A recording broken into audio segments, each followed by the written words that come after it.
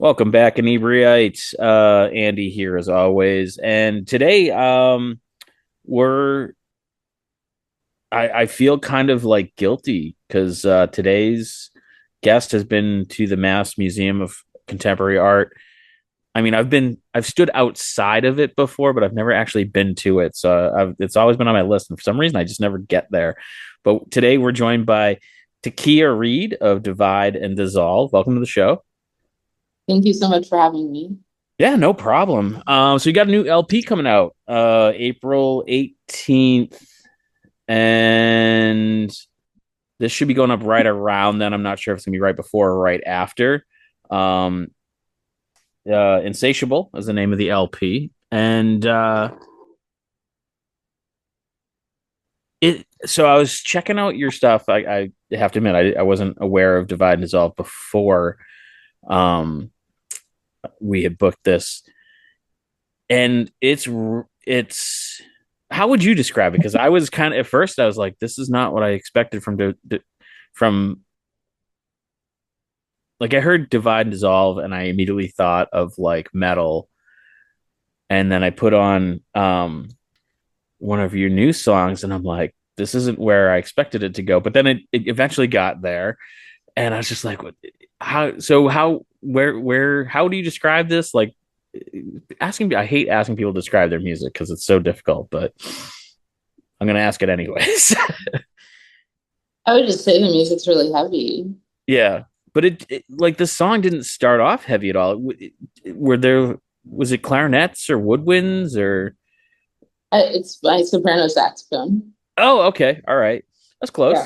Yeah. Um, yeah. So I think at first, like, I even had to like be like, wait, am I on the right? Did I click the right link, kind of thing?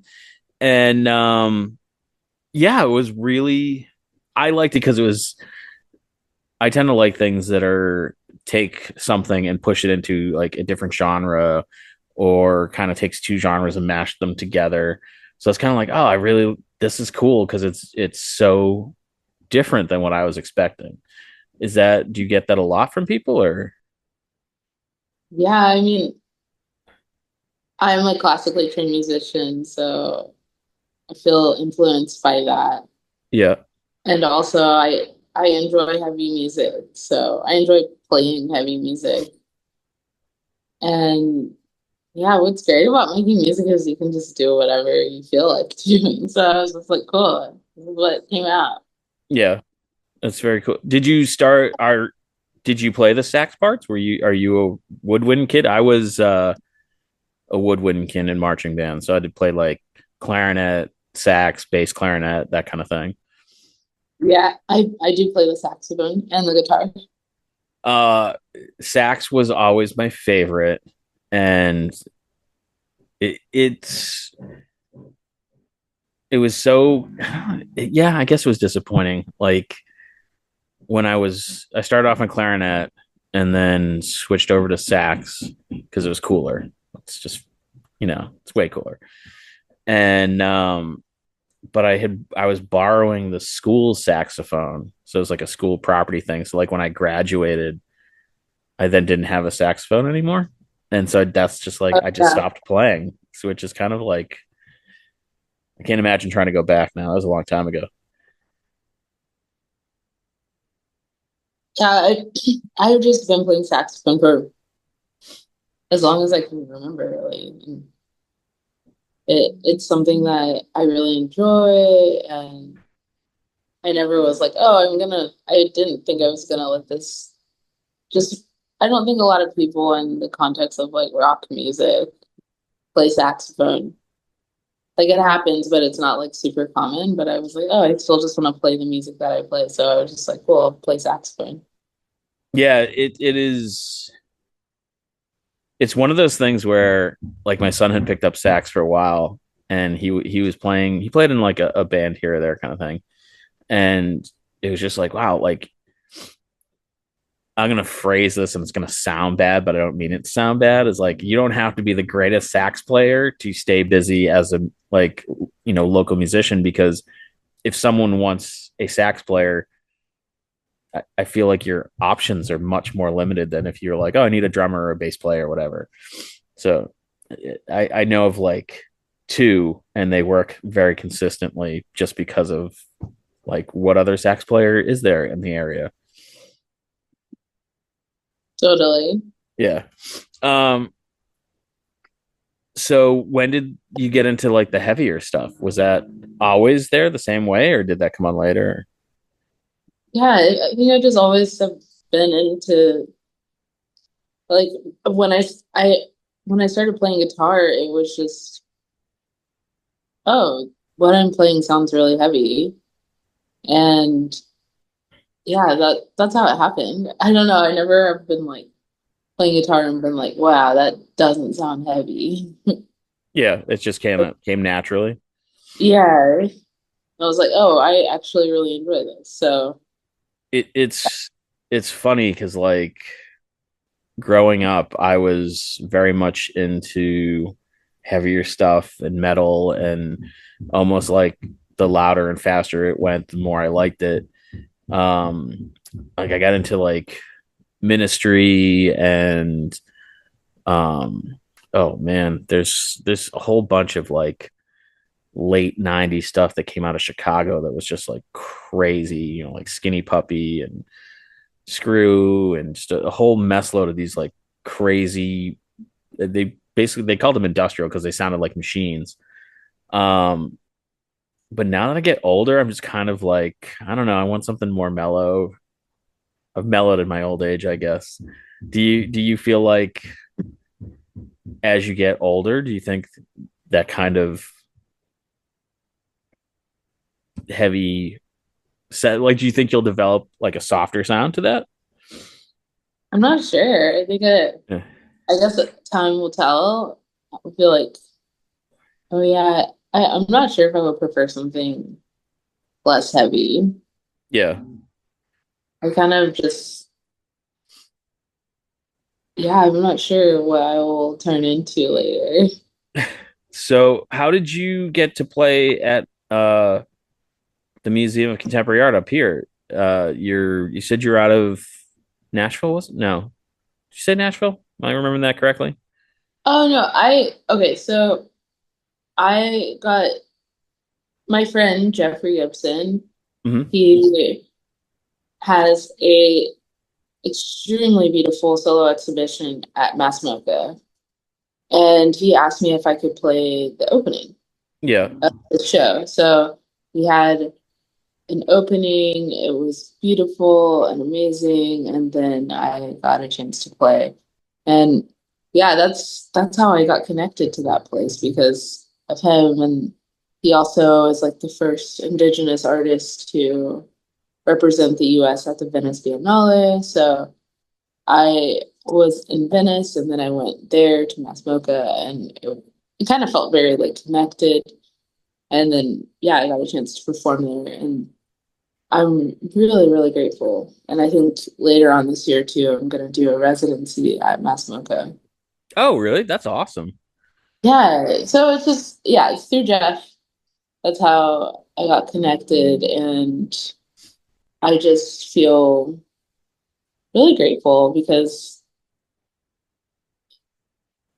sometimes when you have a connection with someone, it's not like super like evident or obvious. Like you would be like, oh, he's like this really great like visual artist. Like how does he connect with this like band, my band? But then we're actually just so connected, and I feel like his I feel like his work is just so beautiful. But also when I'm playing music, I'm like, oh yeah, these two things belong together. So that's the connection to Mass Mocha. That's cool. You said so many cool things that I wanted to touch on, but um, the videos I was watching of yours seem to be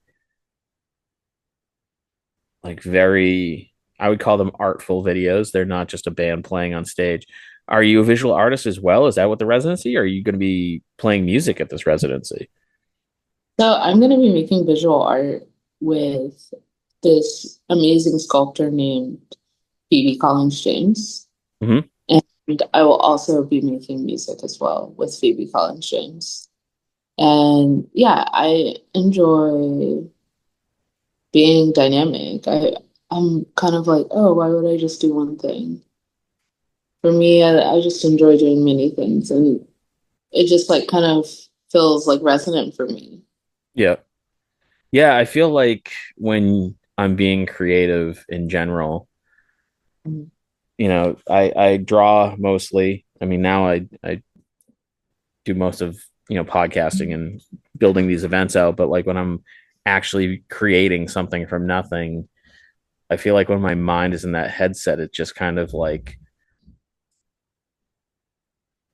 that's when all sorts of ideas start to come forward. And I agree with that. Like, why would I limit myself? Why, if I had an idea for a story or a painting or a song, like, why would I be like, oh, well, I don't do that?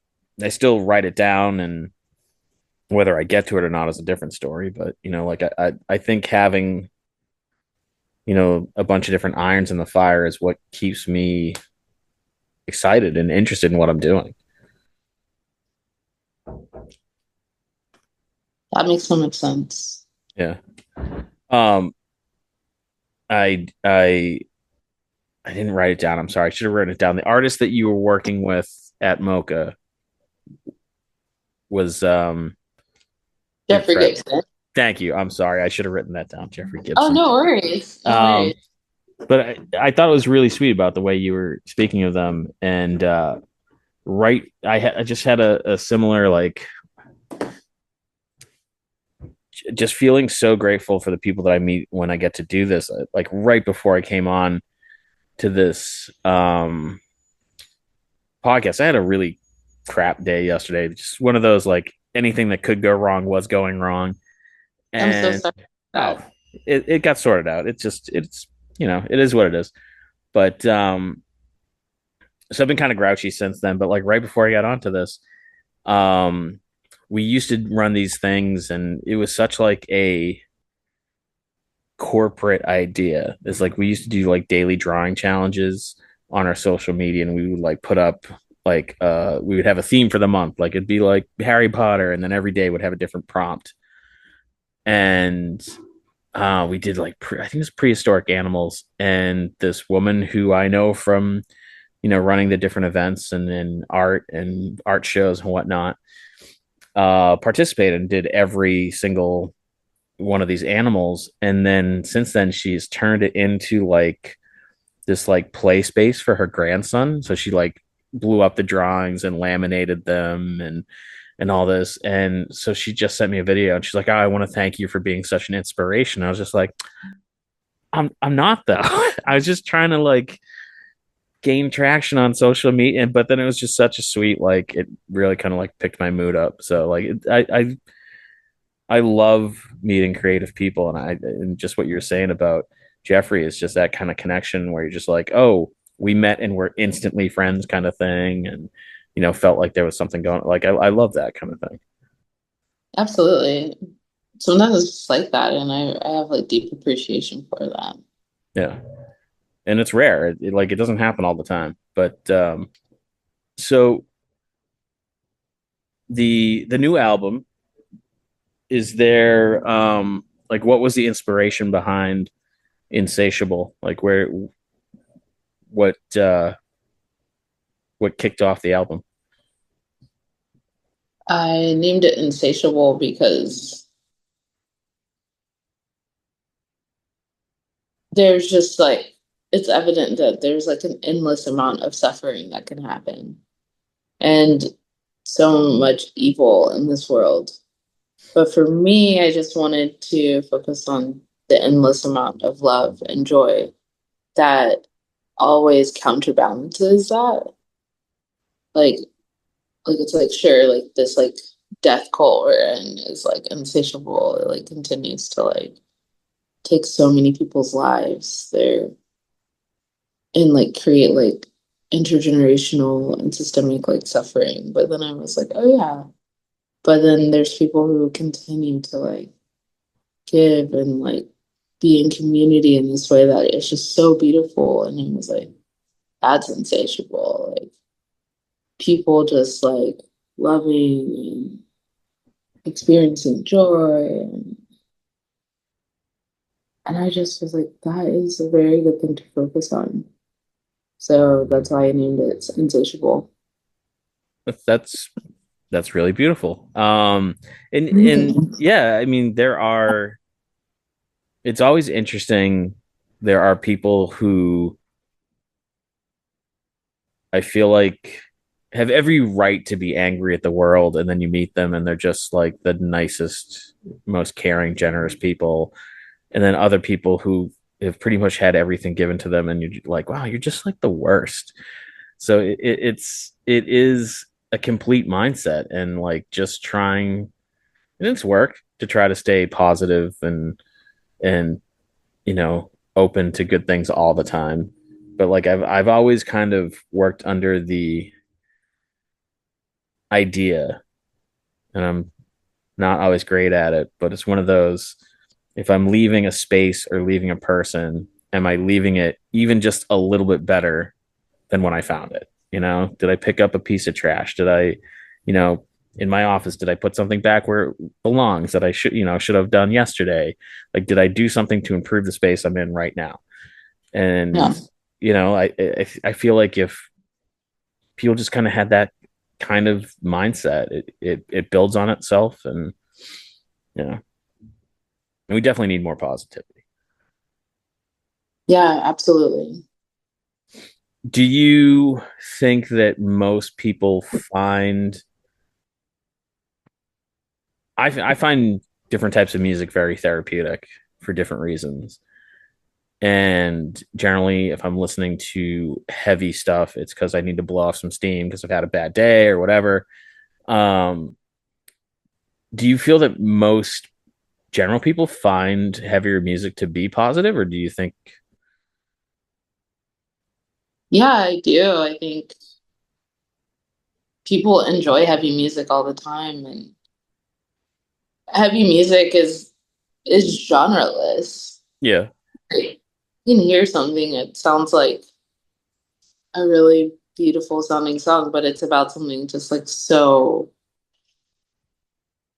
messed up. Like heaviness is addressed in many different elements of music and art and culture. And it's something that is not monolithic. It cannot be contained. And I think people use heavy music in order to process a lot of their emotions, to yeah, move through things that feel unbearable at times or unimaginable or like, wow, I didn't know that type of suffering was even possible. So yeah, I feel like heavy music is important. And it just doesn't look the same way every single time. yeah, yeah, oh, for sure, yeah. And it's it's so interesting because like I grew up listening to heavier bands and stuff, and some have gone on to be very successful, and or just even rock bands in general, and then kind of over time they lose something. People be like, oh, they sold out or whatever. But I've always wondered if it's just like, because I feel like part of being a creative person is kind of dealing with either hardship or kind of some sort of struggle. I feel like creation comes from some sort of struggle. And Mhm. when you get to that point where you're, one of the top 10 grossing bands of all time, suddenly your struggle is not so bad. And like, so I wonder if it's not so much if they sell out, or if it's just that they don't have that same struggle. I mean, I feel the same way with comedians. Like when they're starting off, they're way funnier, and then they get hugely successful, and suddenly their comedy isn't quite as funny. And it's like, well, they're missing that struggle. Do you feel that struggle is important to your creative process? No, I don't Okay. want to struggle. Well, I know you don't want to. No, I don't feel like, I just think it's like I think people who are not struggling, like sometimes when you're just making stuff, it either hits or it doesn't. yeah, I and for me, it's just like this like struggle is it feels disproportionate. I there's so many weird patterns out there where like, oh yeah, like okay, for me, for example, I struggle to find like people who look like me who make the music that I do. Hmm. Like in the heavy music metal community. It's dudes that look like me. Yeah, Yeah. I'm just like, and to me, it's just like it's not indicative of anything really. I'm kind of just like I success, like in a commercial way, is like it's not fair.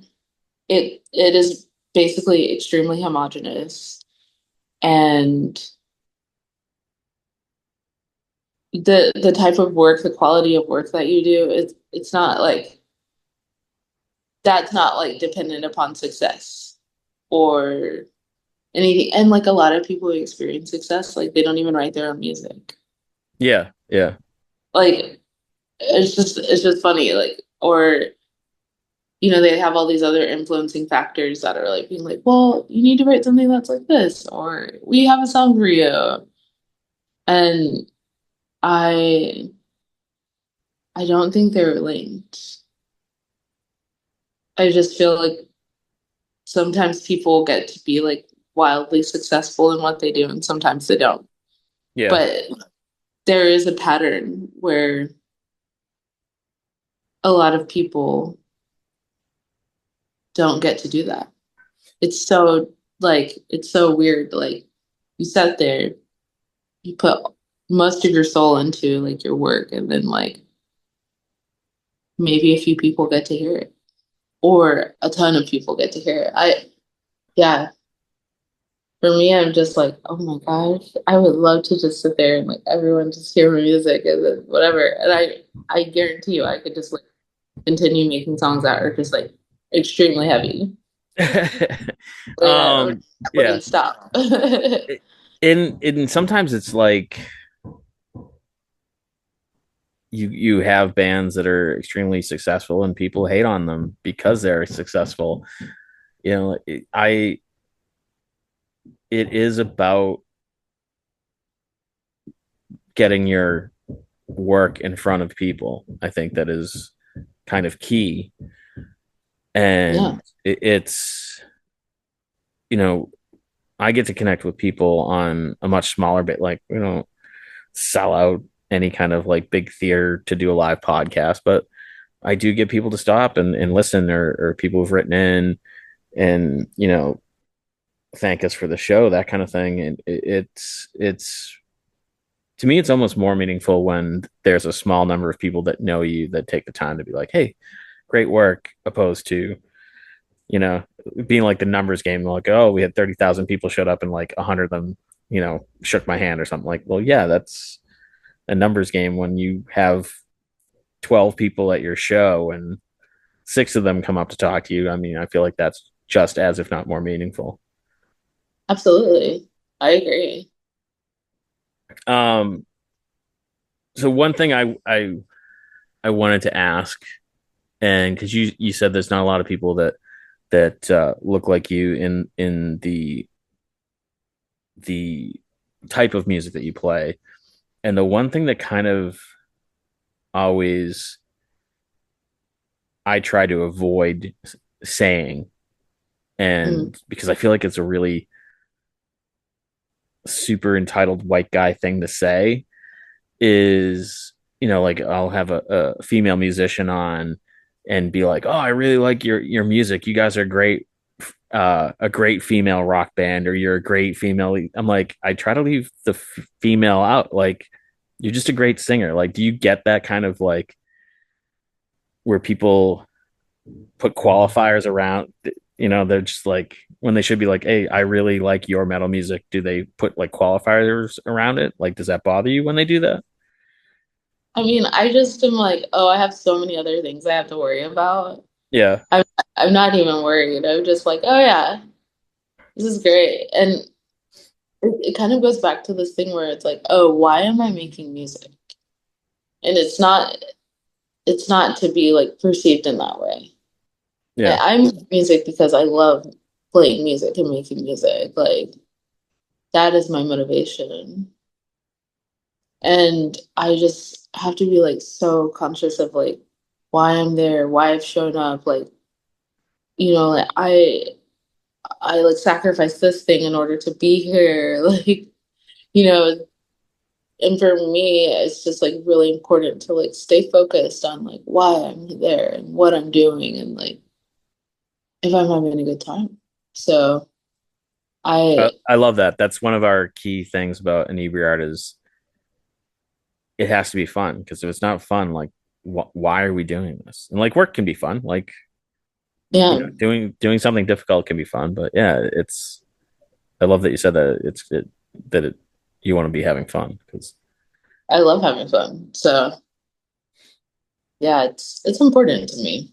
yeah, it's and it's funny is just like I feel like the age that I am now, seeing like friends of mine who are starting families, friends of mine whose families are kind of older now, that I feel like at some point they tend to stop making themselves a priority. And I'm not saying you should make yourself a priority over other people, but you should at least be like on the same tier. Like, yeah, you should be taking care of your kids and your significant other, but you should still have a night to go out and have fun yourself and like do your thing. And I just feel like it's something that Joe average tends to not make time for. Yeah. Um, when you do your residency, are you going to try and make a new album with that, or is that just going to be completely in and of itself? Or I don't know. I have like a bunch of ideas and an album is not one of them.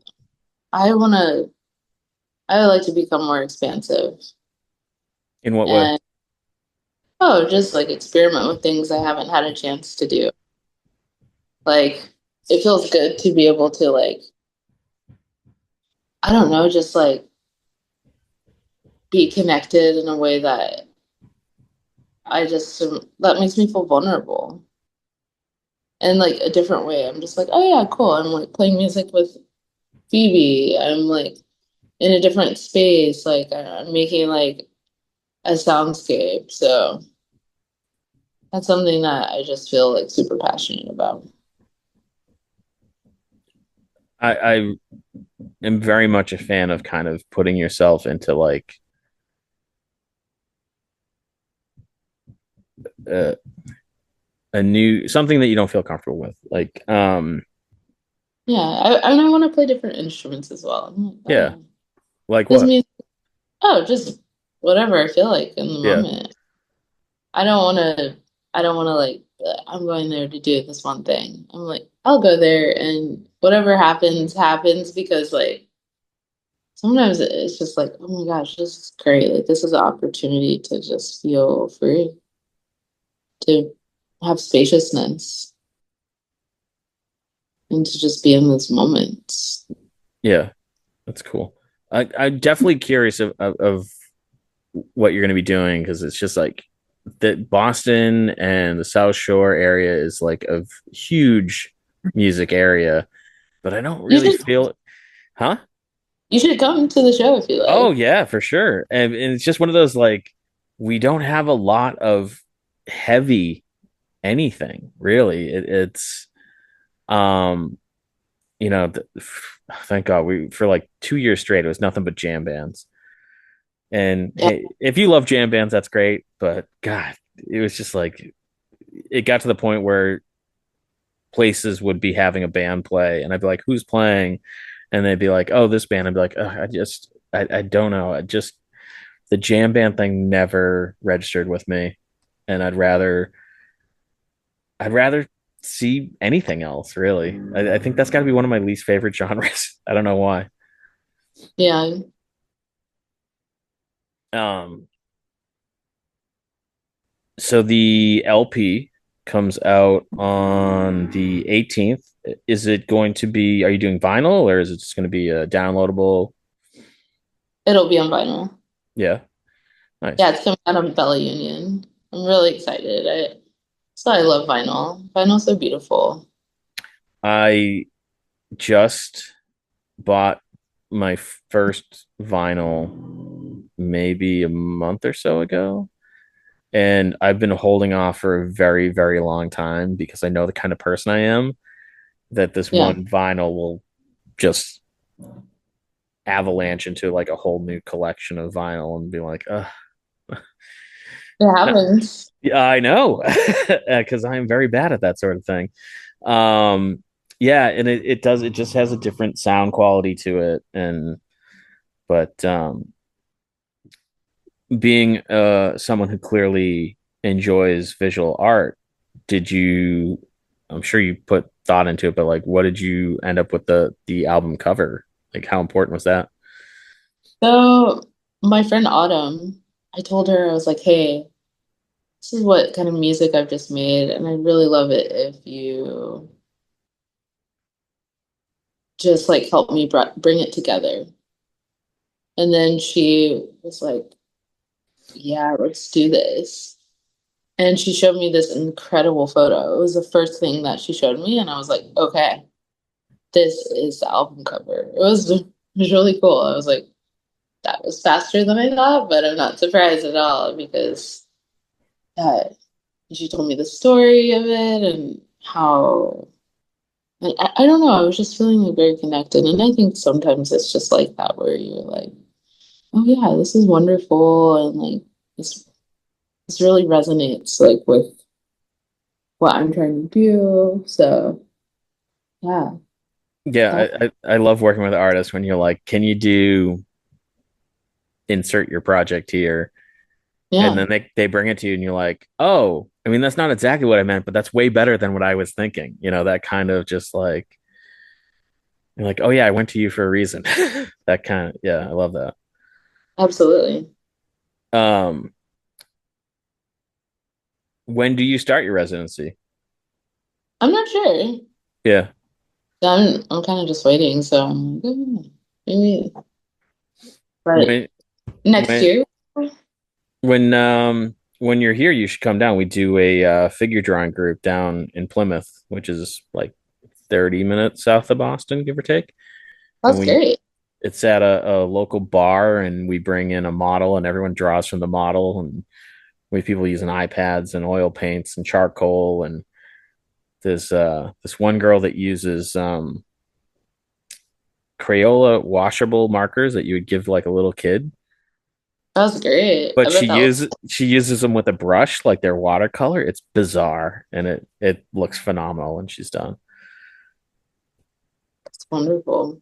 Yeah. So where can people go to get the LP? Is there a website? Oh yeah, it's on bellaunion.com. It's on Spotify. It's on all streaming platforms. It's on Bandcamp. It's on divideanddissolve.com. It's everywhere. And will divideanddissolve.com have like dates for shows and whatnot, I assume? Oh yeah, totally. Lots of Awesome. touring. Yeah, Where are you going to be touring? around the world. Oh, nice. That's awesome. But you said before that you were in Venice. Is this like do you have you done world tours before? Yeah, Oh, that's awesome. That's super cool. I've had limited travel overseas, but it was exhausting and super fun at the same time. that's beautiful. Yeah. Where are you going overseas? I am still figuring that out. We're Okay. still booked tour, but definitely like to Europe and the UK. I feel like So if it's metal music of any kind, you have to go like Finland, Sweden, Norway area. They seem to love that. they really enjoy it. So I'm Yeah. excited to go. Outstanding. So listeners, you can check out Takiya's new album. Their band is Divide and Dissolve, and it's Insatiable, and it is out April 18th. And I don't we recorded this, we're in early March, so I'm not sure when this is going up. So it could be out now, or it could be coming out very soon. So make sure you check that out. And we will catch you guys again next week when we'll be here with someone else. I don't know. For the last few episodes, I keep bringing up that we're going to have someone, and I don't ever know who it's going to be. So I don't even know why I bring it up. But Thank you so much for having me. No problem. It was so sweet to have you on. And listeners, we'll catch you again next week. And thanks for checking out the show today, listeners. If you enjoyed the content today, you can go over to patreon.com/Inebri-art to support the show. You can join over there for just a few dollars a month and help us provide this fun content that you just checked out. You can also email us at Inebri-art.com with your questions, complaints, and concerns, or you can find us on all social medias at Inebri-art or at Inebri-art6 on Instagram. And also don't forget to check out our other shows, Bar Talk Podcast, Old Colony Cast, Inebri-art, and all the other shows on the Inebri-art Network, which you can find at Inebri-art.com. So thanks again for listening.